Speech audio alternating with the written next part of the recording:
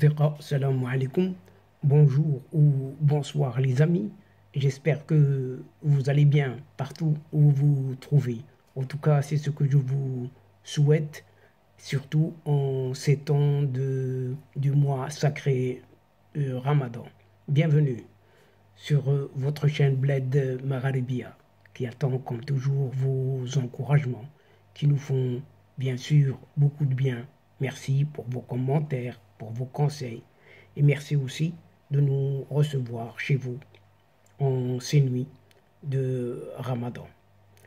Abonnez-vous, abonnez-vous pour rester très informé et faites abonner ceux que vous connaissez pour être informé rapidement.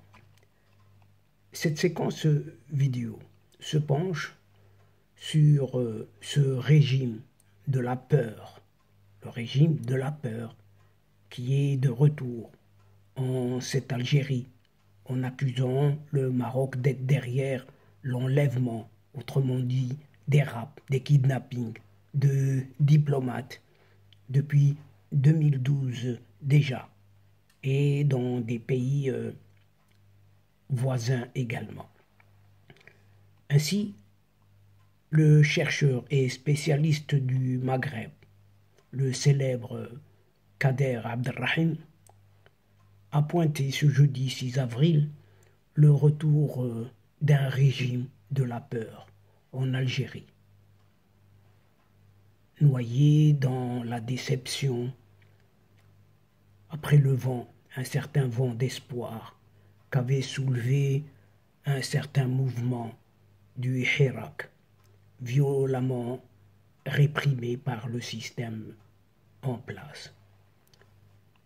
Dans un entretien accordé à la radio du Vatican à l'occasion du 4e anniversaire du mouvement de contestation populaire pacifiste du Hirak, eh bien, cet auteur du livre géopolitique de l'Algérie, Kader Abdelrahim, a affirmé que les Algériens n'ont malheureusement pas été entendus de la part de ceux qui tiennent les règnes du pays, alors que leurs revendications étaient à la fois simples, réalistes et très modestes.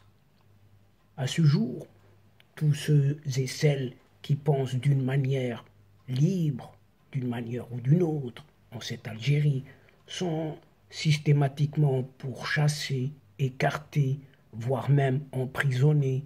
S'est indigné ce maître de conférence à Sciences Po, Kader Abdelrahim, donc, évoquant dans ce sens le sort de plusieurs chercheurs, universitaires, intellectuels, journalistes et tant d'autres parmi cette population algérienne. En effet, selon Kader Abdelrahim, il n'y a plus de presse dans un pays qui s'enorgueillissait de la liberté de ses publications. Tous les acquis ont été remisés au placard pour une durée indéterminée et les prisons sont déjà pleines, soulignant l'échec d'une transition soi-disant démocratique malgré les rassemblements pacifiques et populaires de près de 13 millions d'Algériens, d'Algériennes tous les mardis et autres vendredis pendant environ 3 ans dans l'ensemble du pays. Depuis l'avortement de cet espoir, la société s'est repliée sur elle-même, ce qui empêche cette Algérie à entrer collectivement dans la modernité et à relever les défis sociaux, économiques et politiques, a fait observer ce spécialiste qui est ce Kader Abdelrahim. Comment dès lors envisager une autre alternative crédible pour les Algériens, les Algériennes dans ces conditions? S'interroge toujours Kader Abdelrahim, estimant même que le processus sera certainement très très compliqué et prendra énormément de temps pour un probable, si ce n'est impossible, changement ou alternance. Interrogé sur les relations entre Alger et certains pays européens dans le sillage de la crise énergétique due notamment à ce conflit en Ukraine, eh bien cet expert Kader Abdelrahim a assuré que l'Algérie, n'ayant pas modernisé ses outils techniques d'hydrocarbures, est loin d'avoir les moyens de se substituer à la Russie en matière d'approvisionnement en gaz. Même ces ressources sont limitées, a ajouté Kader Abdelrahim, notant que l'Algérie n'a en outre pas de perspective d'avenir, car le pouvoir sait qu'il n'a pas de légitimité, et c'est le moins que l'on puisse dire, et que tout peut s'arrêter brutalement, violemment, et surtout, rapidement.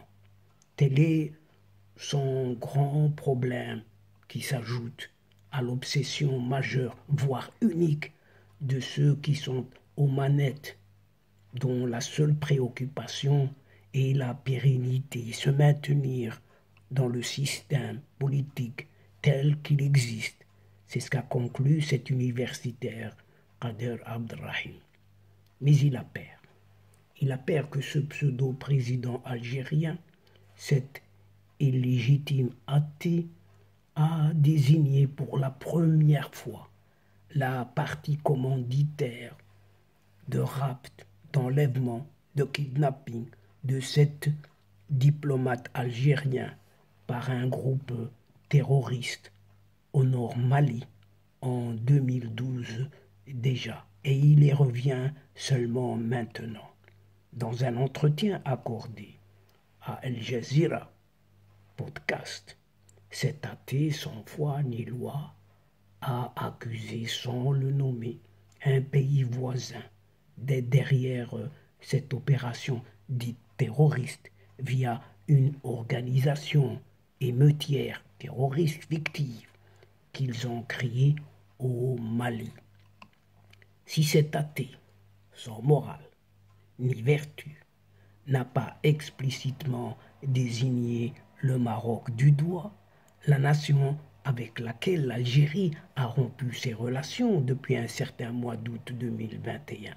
L'accusation est sans aucun doute adressée à son voisin, mais néanmoins rival de toujours. Bien évidemment, tout le monde l'a compris et tout le monde le voit. En novembre 2021, déjà, celle qui se considère comme la présidence algérienne, occupée par cet athée, avait accusé dans un communiqué le Maroc, clairement, d'avoir assassiné pas moins que ça 3 commerçants algériens à la frontière entre le Sahara et la Mauritanie. Ces trois commerçants ont été tués le 1er novembre, affirment les autorités algériennes, dans un bombardement de l'aviation marocaine. Et l'enlèvement des diplomates algériens en 2012 avait été revendiqué par ce qui est appelé le MUJAO. MUJAO, c'est ce mouvement pour l'unicité et le djihad en Afrique de l'Ouest, qui exigeait la libération de terroristes détenus en cette Algérie et une rançon pas moins de 15 millions d'euros. C'est ainsi que 3 diplomates ont été libérés en juillet 2012 et 2 autres en août 2014. Le vice-consul Tahar Toueti, lui, a été exécuté en septembre 2012 et le consul Boualem Seiss, lui, a trouvé la mort en captivité des suites d'une longue maladie chronique. Ce soi-disant président algérien, Mon idiot de service, bien évidemment, a également souligné les différences de vision entre la France et l'Algérie quant à la solution à la crise malienne. Selon ce crétin, finalement, ce crétin athée, la France privilégie une approche militaire, tandis que l'Algérie met l'accent sur l'approche sociale et économique. On inverse les rôles. Cependant, les deux pays, Algérie-France, continuent, soi-disant, de coordonner leurs actions et à cela, cet athée ose dire sans avoir froid aux yeux que, ouvrant les guillemets, je n'ai pas d'outils pour empêcher la présence militaire et on ne m'empêche pas d'aider l'État du Mali économiquement et socialement, a déclaré cet athée sans préciser quelle présence militaire il s'agit, omettant même de s'occuper d'abord de son propre pays, de son propre peuple, qui a besoin de plus, beaucoup plus qu'une aide économique et sociale. Et donc, chers amis, mesdames et messieurs, c'est ici, sur ce drôle de régime de la peur qui est de retour en cette Algérie et qui accuse le Maroc d'être derrière l'enlèvement, des rapts, des kidnappings, on ne sait de qui et où, de certains diplomates, dit-on, dans des pays voisins. Eh bien, que prend cette mini-séquence tout en prenant congé de vous? Mais nous espérons vous retrouver très très bientôt, avec un immense plaisir et comme d'habitude, bien sûr. Merci pour votre participation, de nous suivre jusqu'au bout des séquences, sans oublier de nous aider mutuellement, d'aider votre chaîne en vous y abonnant afin d'être informé et surtout n'oubliez pas de partager autour de vous les séquences vidéo de votre chaîne. Et pour cela, c'est très très simple. Un petit clic sur votre téléphone en allant chercher quelques petites adresses dans votre biblio, votre agenda. Et le tour est joué. Ça ne prend qu'un tout petit moment. Et voilà, pour moi, l'instant est venu juste pour vous dire au revoir les amis. Al-Asdiqa, assalamu alaikum wa rahmatullah wa barakatuh. À la prochaine fois et à bientôt. إلى اللقاء في حصة أخرى إن شاء الله مع السلامة.